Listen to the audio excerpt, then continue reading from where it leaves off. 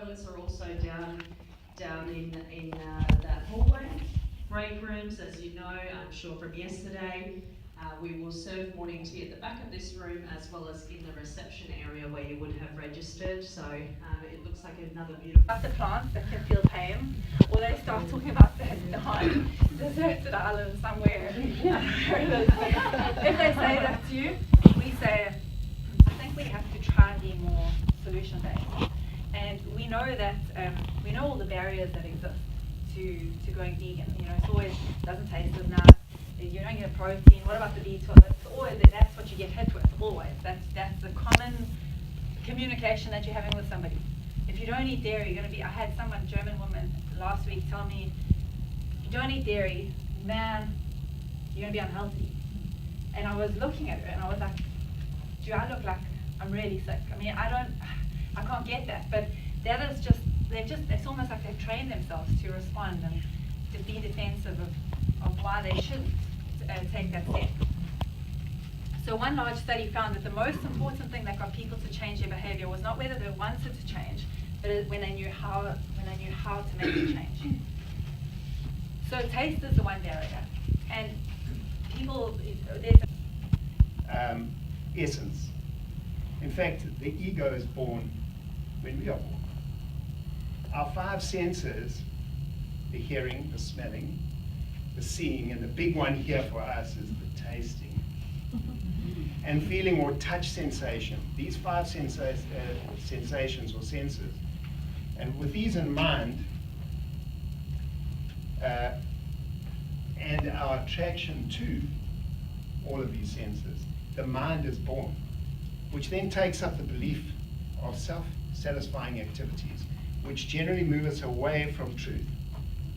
They move us from a possible position of we, us, and ours to an essential opposite of I, me, and mine, to the place of just me and my family, or then later to the place of just me, my family, and my community, or then even further then on to just me, my tribe, and my nation, then to all humanity, then to all living, breathing beings.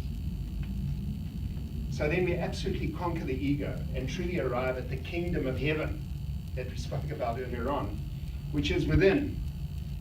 It is everything and in everything because you have embraced all manifested living things as an extension of yourself. A peasant Zulu lady once said to me in response to a question I posed after I saw her rush into the middle of a busy freeway to pick up a rhinoceros beetle. That's a big beetle that we get like about that size in Africa. To pick up this beetle and deliver it safely to the side of the road. When I asked her why she had risked her life to save the beetle, she simply said to me in Zulu, and you won't understand this obviously, she said, how awazi kanti wena mkhulu ukuthi umphefumulo munye emhlabeni, which basically means, sir, with respect, do you not know that the breath of life is shared by all living creatures? So this was a peasant woman with about maybe $10 to her name, living in a mud and straw hut on subsistence farming. Outcomes. And she points the way to us all. The basic difference between a mosquito and a Boeing, in spite of the fact that they both fly, is that the mosquito is alive.